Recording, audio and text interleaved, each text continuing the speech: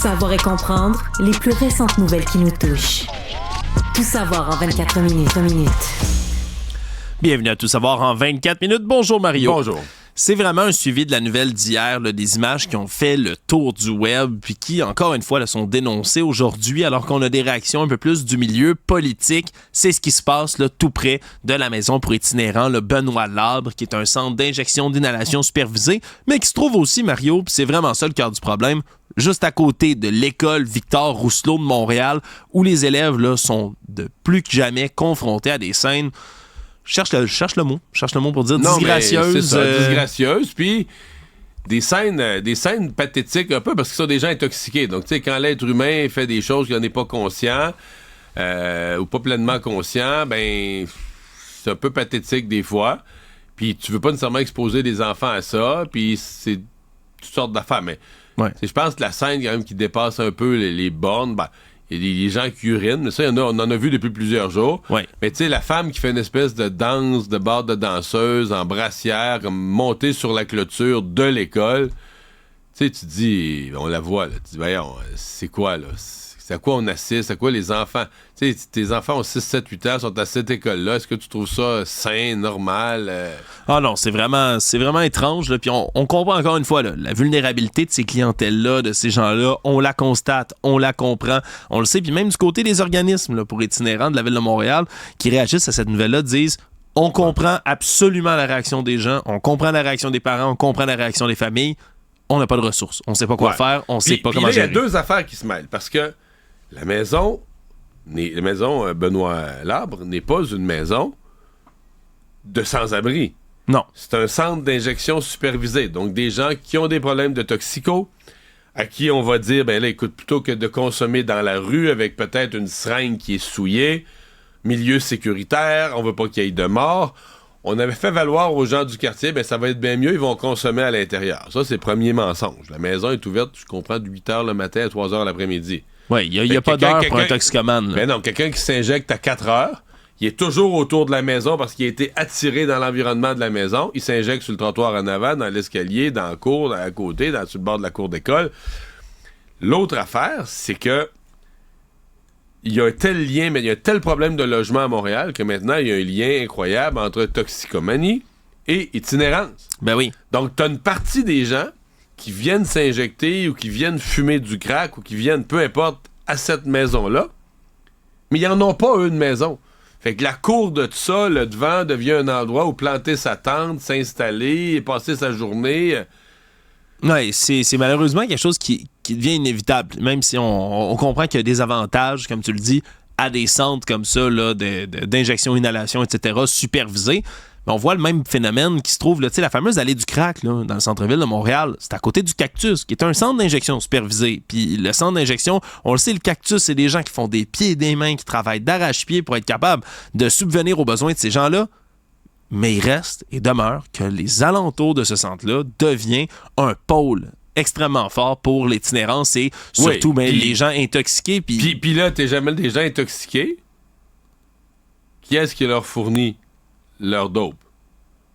Des pushers. Oui, des gens du crime organisé, on se comprend, c'est pas légal. À moins que je me trompe, là, on m'annonce à l'oreille que le crack, puis mettons tout ce qui est fentanyl, héroïne, etc., que tu t'injectes, mais c'est pas légal. Hein?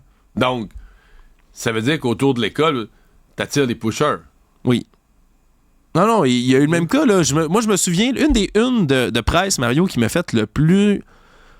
qui m'a le plus abasourdi, je pense, des dernières semaines, c'est quand il y a eu, ces cas-là, un CHSLD près de l'allée du crack dans lequel il y a des vendeurs de dope.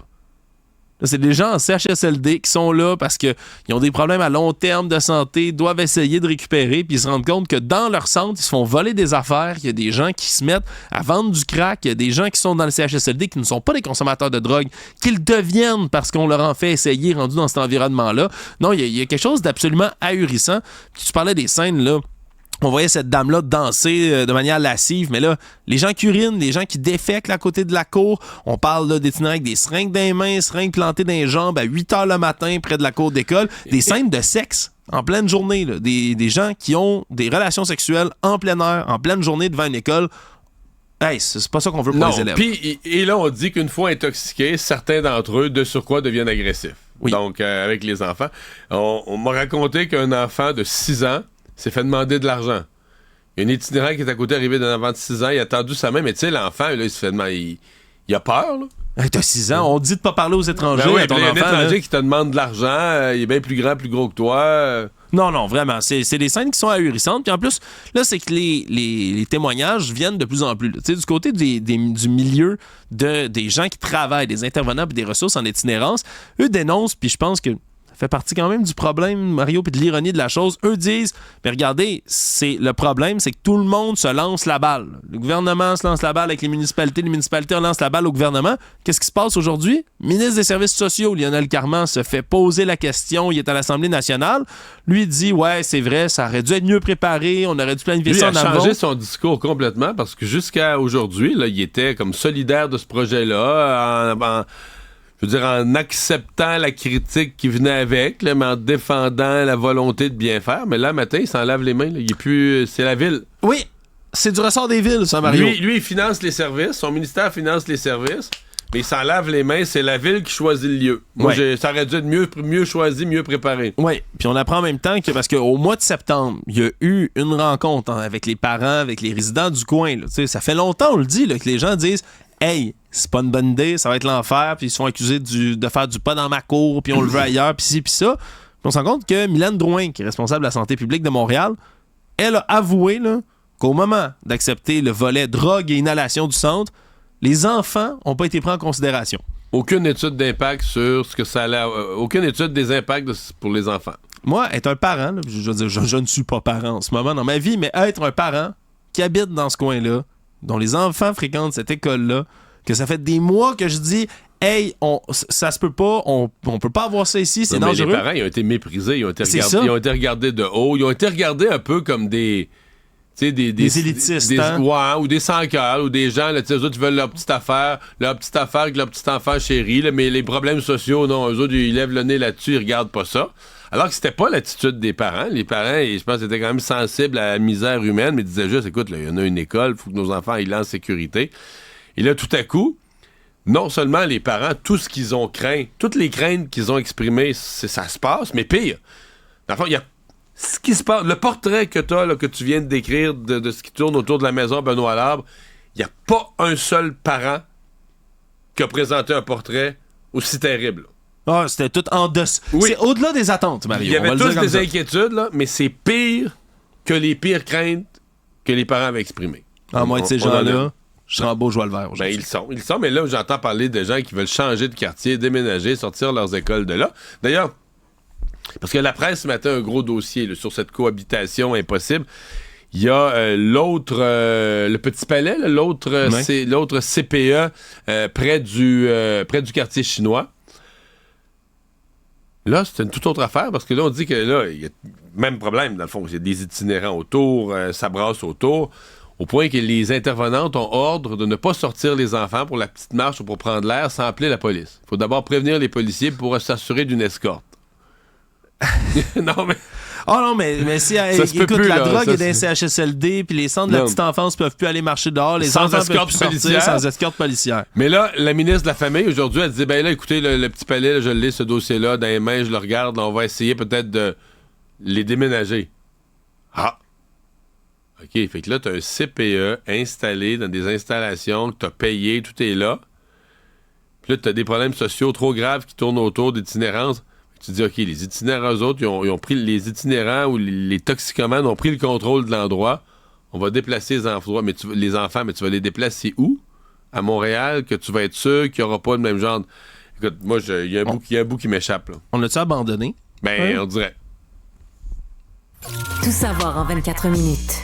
C'est un cas de cour aujourd'hui, cas judiciaire, qui a fait pas mal jaser, Mario, parce que ça concerne une femme qui est enceinte. Audrey Perrotte, qui est une chauffeur récidiviste, là, qui, à 2 jours de Noël en 2018, avait tué, là, alors qu'elle avait au-dessus d'une fois et demie le taux d'alcool légal dans le sang, a tué un jeune homme de 21 ans, là, aspirant policier, alors qu'elle a dévié là, complètement de sa voie. On dit qu'elle est tombée endormie, puis dans une courbe, elle est tombée endormie, puis elle passait tout droit sur l'autre voie. Passé tout droit, puis dans un coup encore pire là, d'ironie, ben, le jeune homme, lui, de 21 ans, était chauffeur désigné, d'aller chercher sa copine qui, elle, avait fait le choix de l'appeler en disant « Je pense pas que je peux conduire, je pense pas que c'est responsable », le ramener, puis a fini par décéder, tandis que elle, Frédéric Vézina, a survécu. Et là, ben, Audrey Perrotte, en plus, est une récidiviste. Elle a été condamnée en 2013 pour alcool au volant. Et là, même si elle dit exprimer des remords sincères, de l'empathie véritable, et que du côté du juge, on dit qu'on croit véritablement à sa version, on n'a pas décidé d'être clément avec la dame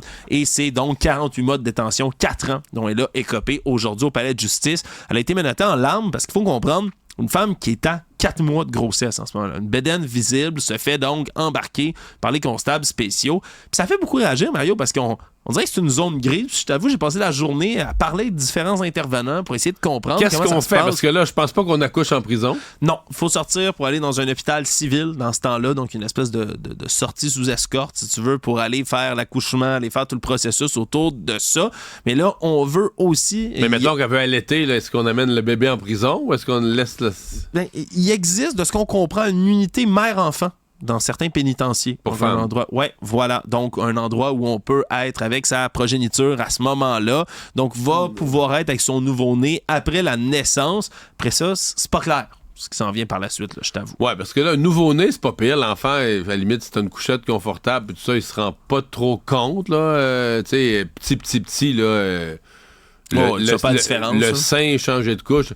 Mais je veux dire, il n'y a pas... là, dès que tu arrives dans des étapes de développement, monnaie, t'as pas en prison les stimulations, puis la vie moindrement normale, puis voir des gens... Ben... Voilà, il y a toutes sortes d'organismes qui s'occupent de ça, mais quand même, ça fait réagir, mais c'était... je trouvais assez intéressant de voir que le juge, lui, a dit là, que ça reflétait, cette sentence-là, la réprobation collective qui est suscitée par ce genre de délit-là. Mais il y a eu un mort. Il y a eu un... Écoute, t'as une personne qui est en situation de récidive, donc qui a déjà eu...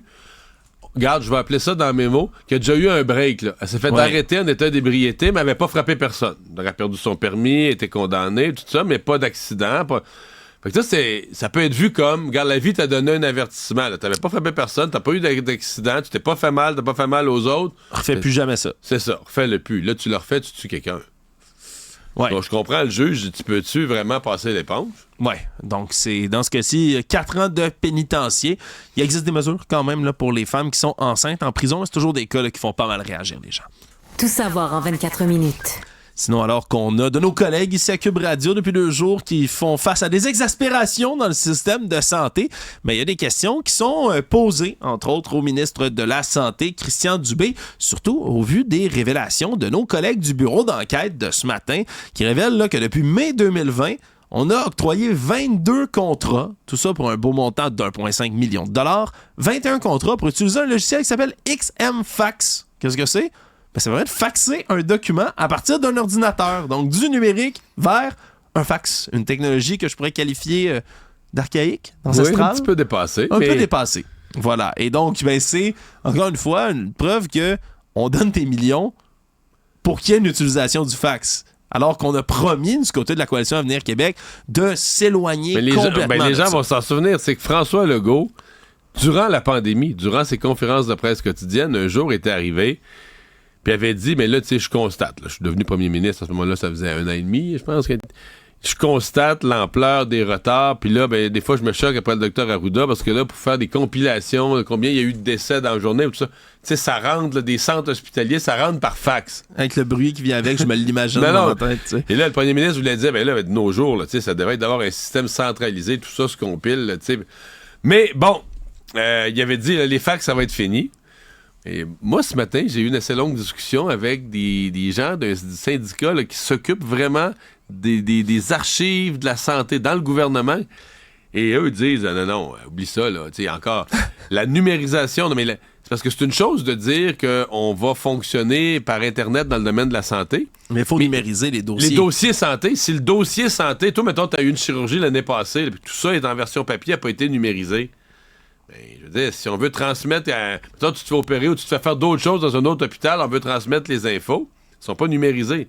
Fait que c'est ton chose de départ, c'est du papier, là. Oui. Puis c'est un des grands problèmes en ce moment du système de santé. Là. Ouais, puis ça a l'air qu'on oublie ça là, de penser qu'à Noël, ça va être réglé. On parle des années et des années. Là. Oui, parce que Christian Dubé aujourd'hui, lui, dit regardez, on est rendu à l'étape, là, on digitalise tout ça, on veut mettre en place le fameux dossier santé numérique. Là. Oui, on est en train de le faire. Oui, sauf que là, mais le projet années. pilote, pour ça, il y a 16 mois de retard en ce moment. Le projet pilote doit finir en 2027. Donc, on se comprend, c'est un projet pilote. On n'a pas commencé encore.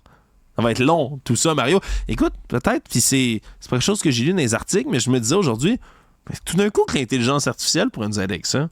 Peut-être. Mais traiter tout ça. Mais moi, ce que je pense surtout, moi, j'ai un souvenir précis de ça. Ma fille avait eu un problème, un accident de travail, pour lequel, je me souviens plus, c'est de la CSST. En tout cas, il fallait qu'elle envoie un fax. Quelqu'un lui a dit, faut que tu nous faxes ça. Et j'étais à mon bureau de travail. Non, mais je me souviens, j'étais à mon bureau de travail. Elle apparaît dans la porte du bureau. Elle dit, pas. C'est quoi un fax? C'est quoi faxer? Et là, j'y explique, tu sais. Je dis, pourquoi tu me demandes ça là? Ben là, elle dit, on me demande un fax d'un document. Elle dit, je lis le document, mais je sais pas quoi faire. Ben, j'ai dit, écoute, on n'a pas ça chez nous, un fax. On avait ça, là, dans notre ancienne maison, quand on a resté dans le bas du fleuve, j'étais en politique, là, c'était bien pratique, j'avais un fax à la maison. Mais là, on n'a plus ça, un fax. Fait que finalement, je pense que c'était rendu, je sais pas trop où, là. Parce qu'il y a été un temps, il y a eu un intermédiaire où on pouvait faxer là, avec nos.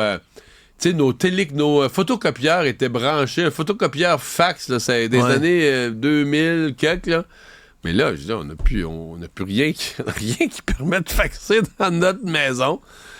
Ah, moi, ça me sidère, mais tu vois, j'aurais eu la même réaction. Tu vois, à 28 ans, Mario, je n'ai jamais envoyé un fax de toute ma vie. Puis si quelqu'un, demain matin, dans le système de santé, me demandait d'envoyer un fax, je serais perdu un tout petit peu.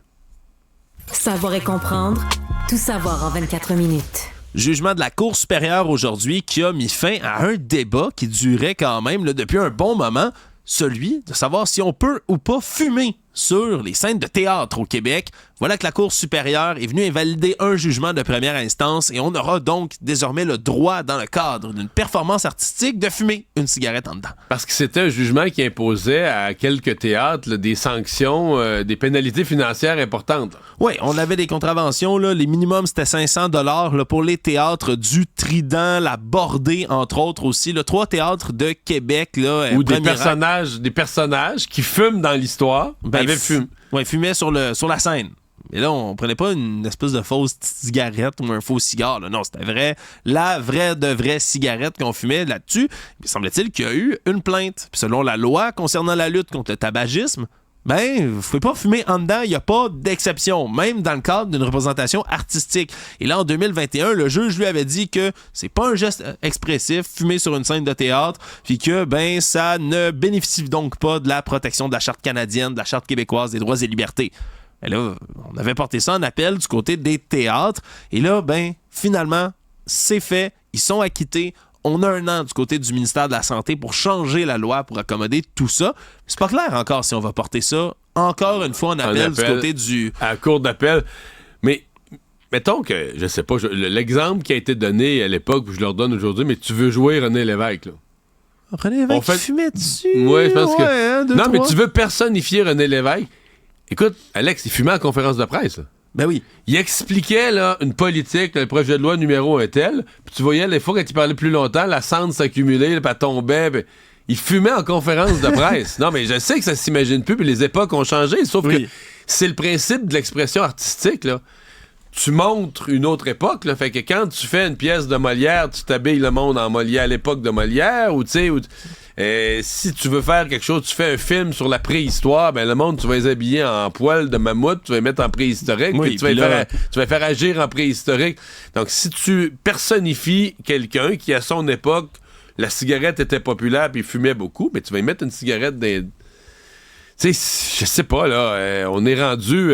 ça fait vraiment... Ça fait un petit peu ayatollah, là, tu sais. On veut bannir la cigarette, mais à un point qui déborde là, du logique. Là. Ouais, puis je pense qu'au Québec, on peut quand même se donner une petite tape sur l'épaule. Hein. La lutte au tabagisme au Québec, c'est quelque chose avancé, très avancé, qui a très bien fonctionné. N'importe qui va voyager dans le monde, là, faites un petit tour en Europe d'une distributrice de cigarettes dans les rues, là, tu peux mettre un petit 2 €, puis tu mets ça va plus que ça. Là, mais... Dans plusieurs pays d'Europe, tu rentres dans un bar, puis c'est comme au Québec des années 70. reste, là, je veux dire, c'est boucané, là.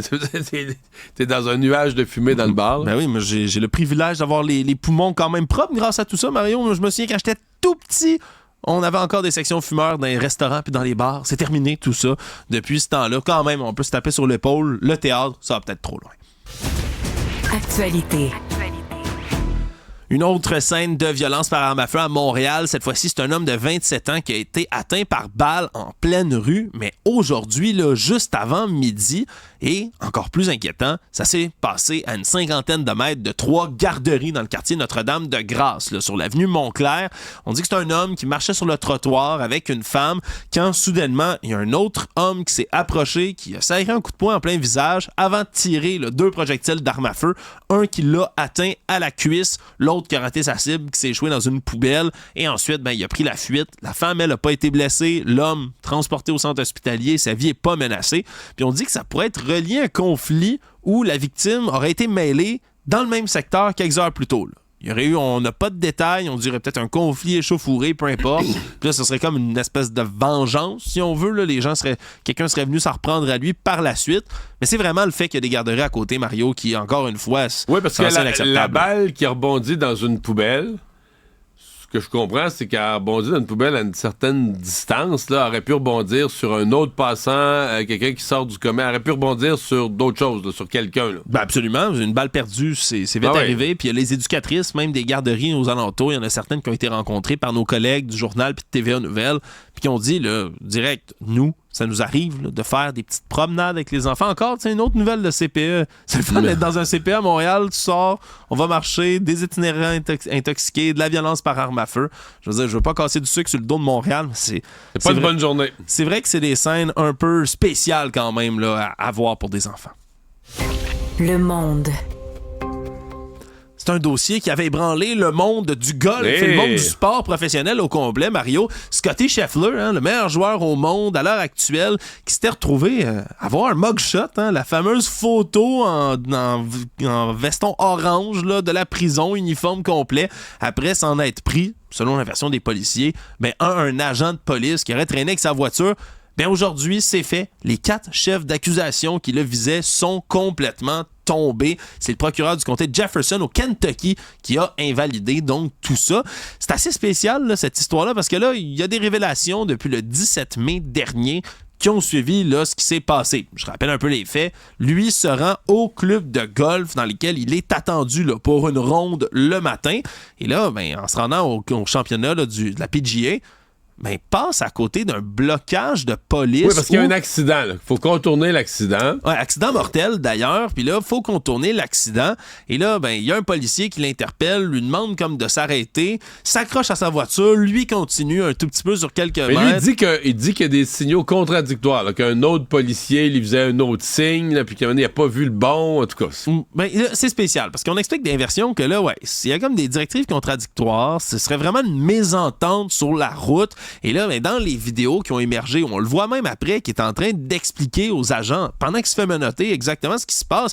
Il dit « Hey, j'ai eu peur, je m'excuse, je savais pas que c'était un policier, je savais pas que c'était un policier. » À ce qui paraît, selon ce qu'il a dit, il s'est pas identifié, là, il a pas dit « Police, sortez ». Il serait approché de lui, il aurait frappé avec sa lampe de poche, puis crié de sortir du véhicule.